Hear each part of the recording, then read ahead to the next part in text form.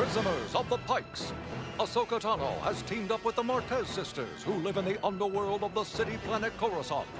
Struggling to make ends meet, Rafa Martez scored a job running a spice shipment from the planet Kessel.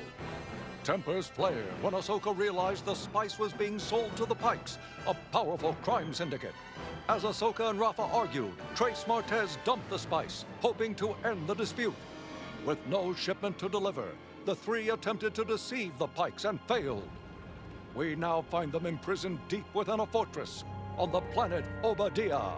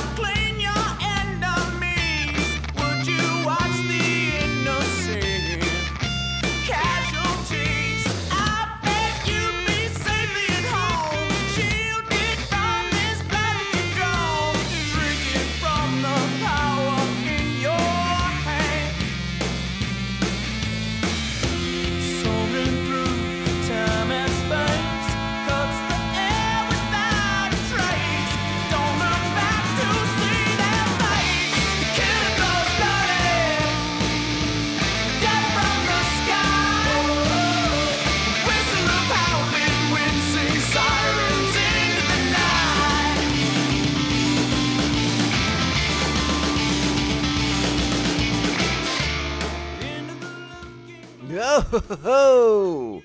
Greetings, Bucketheads. Mevar Tagar. Welcome to our 258th prison break busting episode of Mandovision. I'm your host, Nargai Tom, and thank you so much for checking out this small, independent Star Wars podcast. We're so glad you're here. Reach out to us on the socials. We're at Mando_Vision on Twitter, /X, and Instagram. Email the show, mandovisiontom@gmail.com. Be sure to like, subscribe, follow, and share the show with all the Mandalorians in your covert. All right, Bucketheads, we are back into the third episode of the, I don't want to say controversial, that's not the right word, but sort of ill-received Martez sister arc of the final season of Star Wars, The Clone Wars. And I have tried very, very hard to stay positive about these episodes. You know, this episode that we're getting into right now is the lowest rated of the entire run of Star Wars: The Clone Wars, and I think that is not very nice. Yes, this arc has some problems. It's not the greatest arc in the history of Star Wars. I'm not even going to pretend that it is.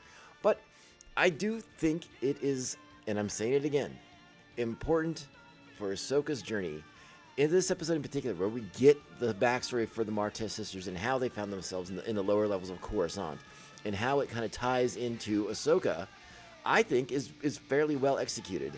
And I like that it gives Ahsoka something to think about. That, you know, for all the good that the Jedi do try to do, there are consequences and repercussions, and their actions cause these things, and it's one of those.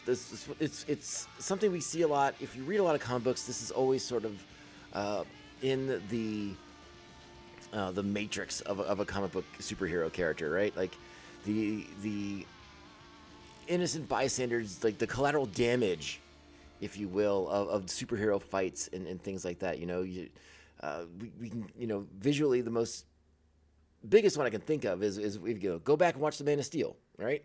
Henry Cavill's Superman movie, his first Superman movie, right? Well, I guess technically his only Superman movie, but you know, think about the collateral damage that final scene against General Zod. You know, remember, people wouldn't stop talking about that, and they made it sort of the one of the driving factors for why Batman wanted to beat him up so badly. And I can't believe I'm talking about these movies. They're movies I don't even like that much. But again, this is something that now Ahsoka has to kind of process, that there is collateral damage, and the Jedi, you know, not, at least in this instance, don't handle it super, super well. But we'll talk a little bit more about that as we get into it. So I think it's only reasonable that we get started right now. By the way, I hope everyone had a happy and safe Memorial Day weekend. It's always nice to get a 3-day weekend if you work in that kind of profession where that you are allowed to get a 3-day weekend. I am not one of those people, but I hope you had a nice, happy, and safe one if you did get to enjoy all 3 days off. Pretty cool. All right, so let's get into the particulars for this episode. This is Star Wars The Clone Wars, Season 7, Episode 7, Dangerous Debt. Original air date, April 3rd, 2020. Written by Charles Murray and Dave Filoni. Directed by Sal Ruiz and Bosco and G. Our primary cast for this episode. Ahsoka Tano. Ashley Eckstein is Ahsoka Tano. D. Bradley Baker. Katie Sackhoff. That might be a spoiler. Stephen Stanton. Tom Kane. Elizabeth Rodriguez. Bridget Cali Canales. And Sharmila Devar. Hey now. All right. Our plot. Another scintillating plot description. Taken prisoner by the Pikes, Ahsoka and the Martez sisters attempt to escape. Our Jedi fortune cookie for this week. Who you were does not have to define who you are. So, we're on Obadiah. We're prisoners of the Pikes. Why the Pikes take prisoners, I'm not quite sure I understand. They have a lot of them down there. I don't know why they just don't put a blaster bolt through their skulls if you've wronged the Pikes. But apparently they're into prisons. They like to keep people prisoners. Perhaps there's some kind of weird, perverse Pike system of justice going on. I don't know. They've never really bothered to explain it. But, Jabba had prisons. He had a dungeon. He had, though Jabba was mostly just fed things to the Rancor. But I guess the Pikes roll a little bit differently. Again, Pike's one of those species in Star Wars that I'd really like to get to spend more time with. Get some more stuff in the canon about these guys. It's sometimes challenging because you want more information on things in Star Wars, but they don't let it out very easily. It's like not you can go and get like a big old Bible of these things, right? I mean, you can, but they're almost immediately invalid.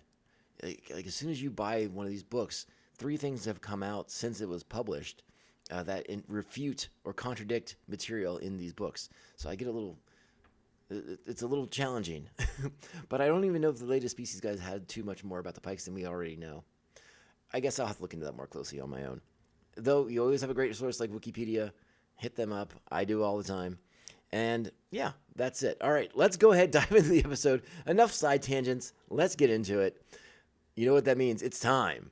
Strap on your buckets. Let's go.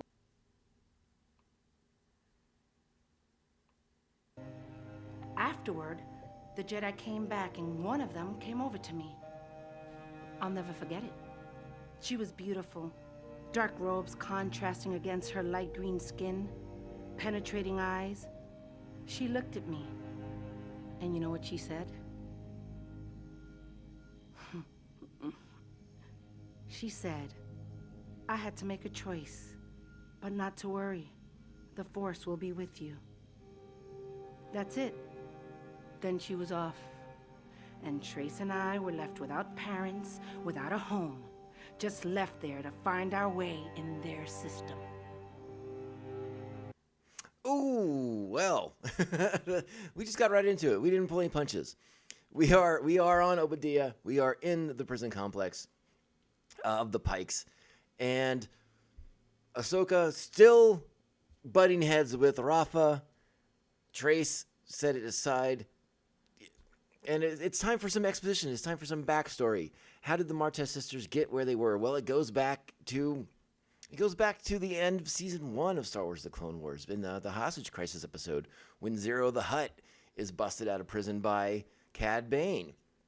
And yeah, we get to see all these things. And the Jedi in which Rafa is referring to, we believe to be Luminara Unduli. Jeez Louise, got Barris on the brain.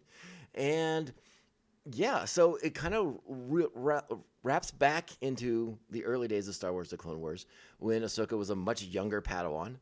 And this gives Ahsoka new perspective on the Jedi, right? she is in this place where she's questioning everything. She's had this horrible experience with the Jedi now, and she's re-examining everything she thinks she knows about them. And so getting the perspective of the Martez sisters, just despite how annoying the fans seem to think they are, is a key part of Ahsoka and her growth, in my opinion. This is, we like to use these are the first steps, right? This is Ahsoka's first steps into becoming, in my opinion, and I've said it before, and I don't think I'm the only person who says it, but kind of like the ultimate of the Jedi, because she has all of their training, all of their, as much of their knowledge as she can, but she now is aware of the sort of hypocrisy of the institution. So this puts her in a place where she can be above that and actually just focus on helping people. And this sort of becomes her driving force for the time period after the Clone Wars are done. And we'll talk more about that as we get into that kind of sort of stuff, as we transition from Clone Wars into Rebels, and catching up with Ahsoka on her journey further along. Again, these episodes are, I don't want to use the word critical because I don't think they are. I understand why the fan base is sort of frustrated with this particular arc. It is sort of drawn out over the course of 4 episodes. I will not use the word filler. I will not disparage this arc the way that a lot of the fandom has, because I do think there is something about the Martez sisters that's kind of compelling. And I wouldn't be shocked if we catch up with them somewhere down the road later on in another series, or perhaps even some kind of reference in the Ahsoka show itself. It wouldn't surprise me at all, because I do think that they play a really important role in Ahsoka's growth and the way that she looks at the galaxy at large. So we get that exposition, we get that backstory. And from there, it's torture time. It's torture time in Obadiah. And first up, Rafa.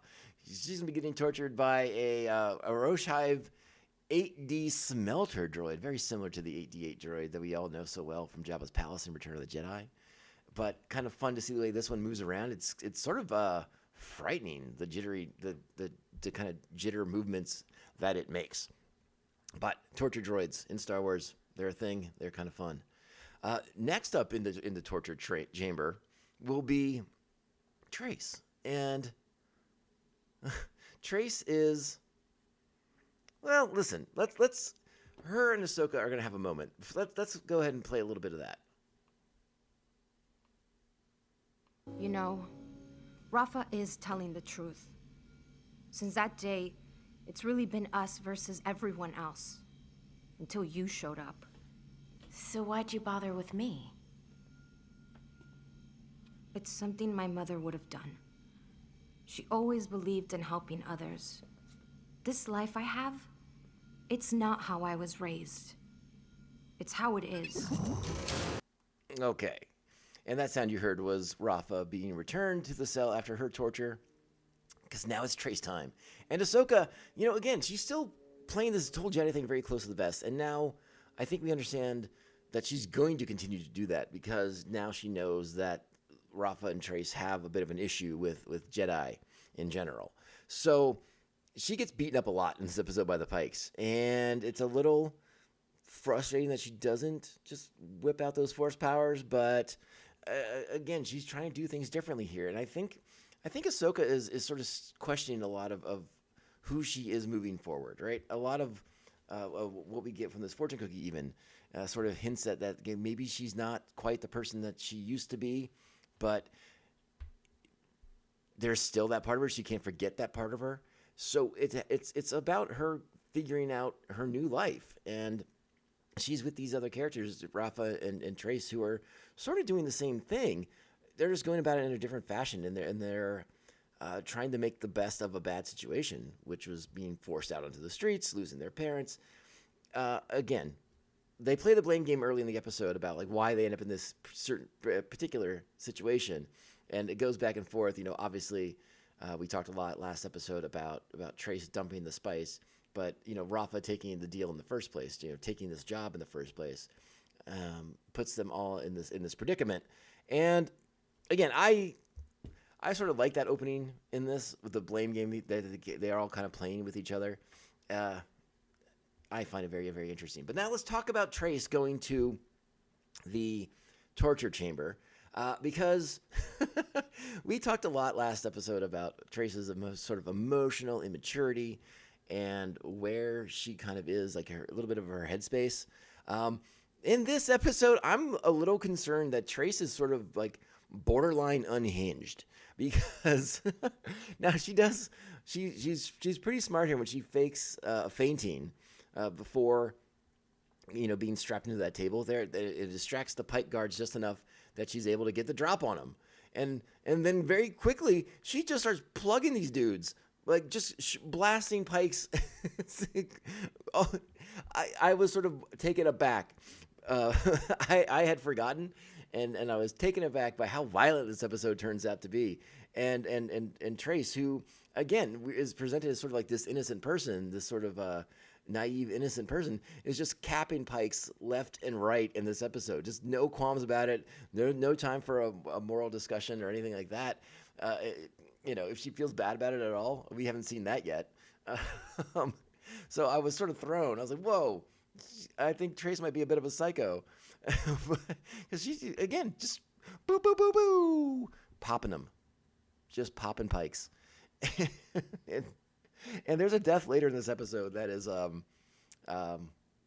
it's something else for the Clone Wars. Let me tell you, I don't think I can't remember seeing something like this in the Clone Wars run prior to this.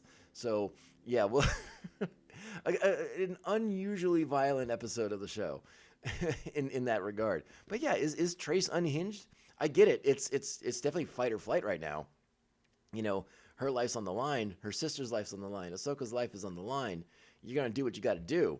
But for a character who up to this point had been portrayed as kind of a naive innocent, just to start capping pikes, woof!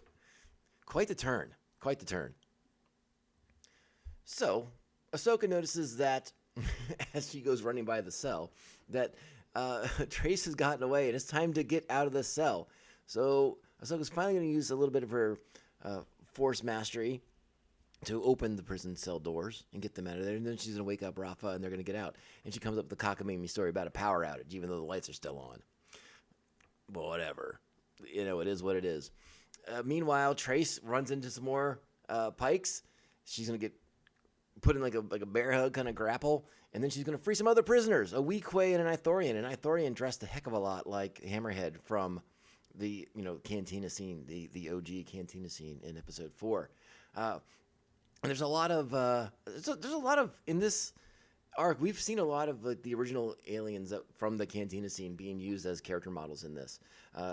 In the Loadlifter episode, there was another Ithorian and another Snivian and all these classic species from Star Wars making little cameos. But yeah, I definitely noticed the Ithorian dressed very similarly to the Ithorian in the cantina scene, also known as Hammerhead, one of the original action figures.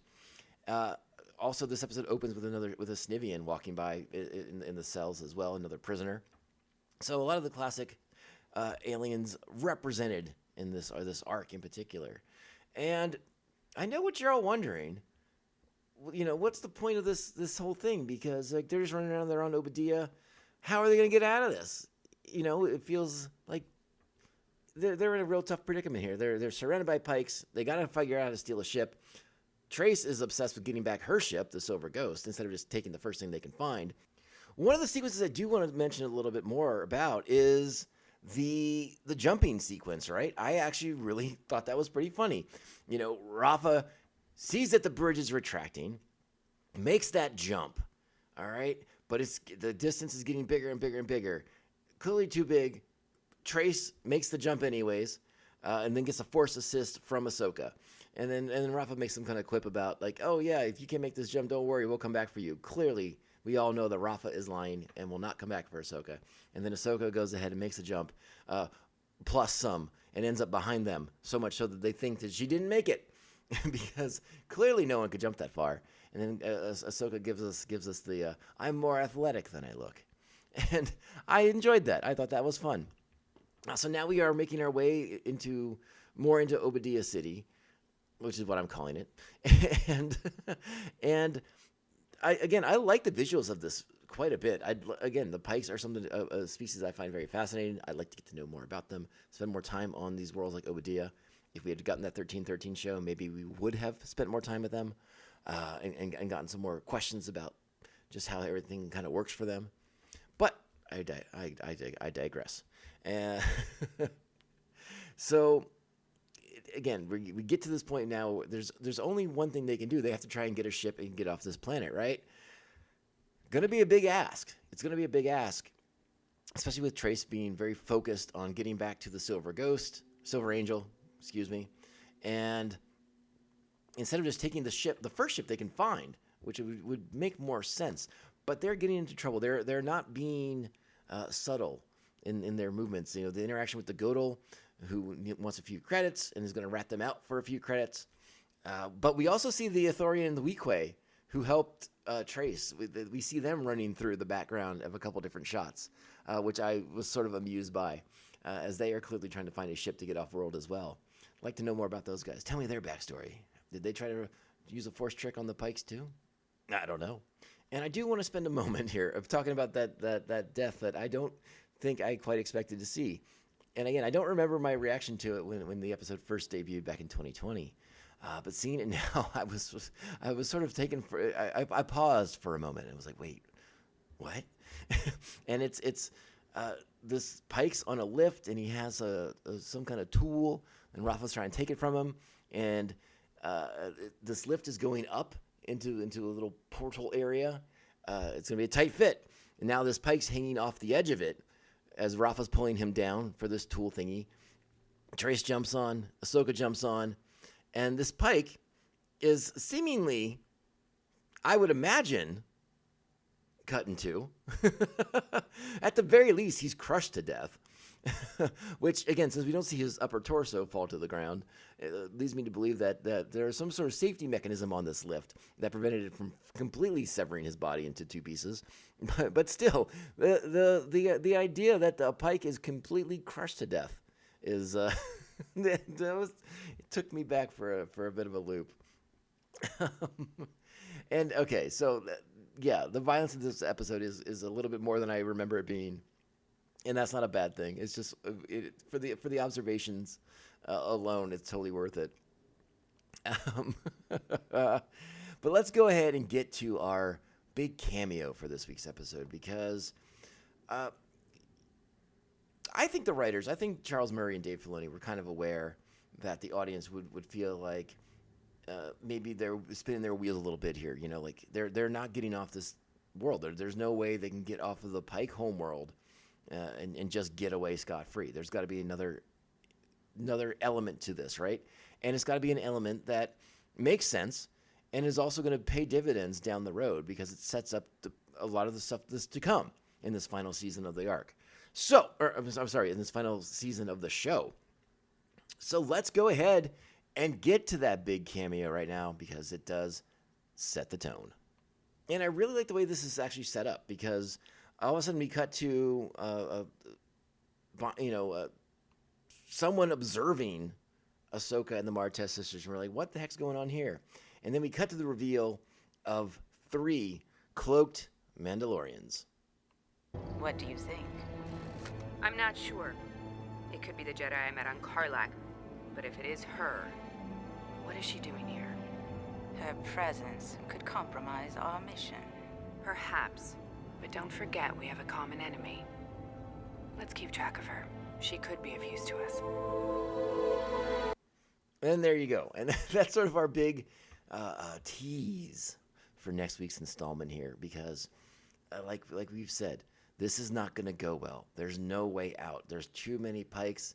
There's too many people now turning against them. Citizens are reporting them, ratting them out. This is bad. So when the inevitable happens and they are recaptured, all seems lost. But now we know, the audience now knows, that Bo-Katan Kryze is on site and may have an idea or two of how to use Ahsoka to achieve what they're trying to achieve. And that's exciting. In kind of closing, as they are recaptured here by the Pikes, It's sort of a weird little plan that the Pikes come up with to draw Ahsoka out to rescue the Martez sisters, and thus they're all captured together. Because again, at one point here, it's like, Mark Krim says execute him, and that should be the end of the line. But again, apparently it's all just bait to get Ahsoka so that all three of them can be recaptured and taken to this prison again. And, does Mark Krim believe the spice is still out there? That must be it. That can only be the logical reason why Mark Krim is keeping them alive, is because he believes that they're holding out on him with the spice. But again, that doesn't make a lot of sense, because if they had the spice, if they were stealing the spice, why would they go to Obadiah and attempt to rip off Mark Krim? Are they that full of themselves? Did they really think they could get away with tricking him? And again, he calls them out for these things. These are all points that Mark Krim himself brings up. So I'm not bringing anything new to the table here, but it does bear a little bit of underlining as far as that goes. So again, they get recaptured. They're thrown back in their cell. We're back where we started. But what have we learned? Well, we'll find out. Guys, sorry. I never should have taken this job. We live and learn, Rafa. Yeah, but for how much longer? Long enough. That's the answer. But that is the end of the episode. And again, this is the lowest rated of the entire run of Star Wars: The Clone Wars, and I feel a little bit unjust. That's a little unjust. I think there's a lot in this episode. We've talked about it. I'm not gonna repeat myself too much. I tend to do that a little bit too much already, anyways. But it's a solid episode. All right, 7 buckets.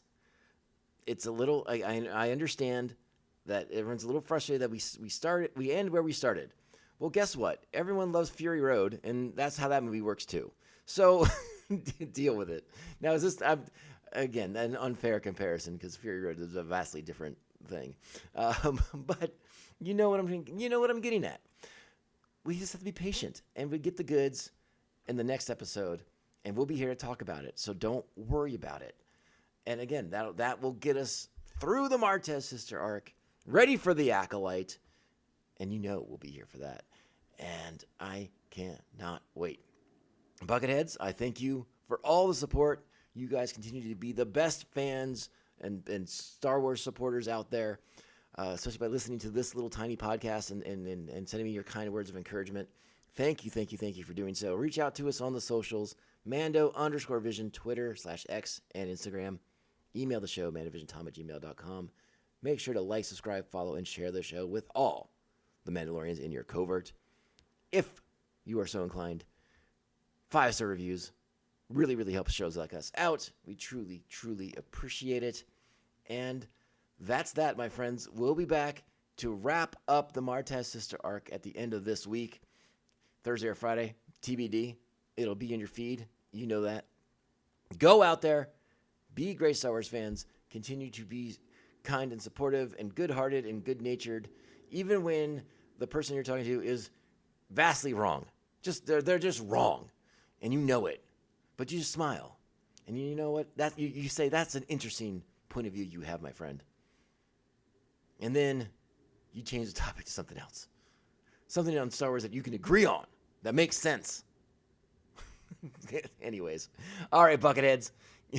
Remember, this podcast can only end one way. This is the way. This is the way. This is the way. This is the way. I find that answer vague and unconvincing.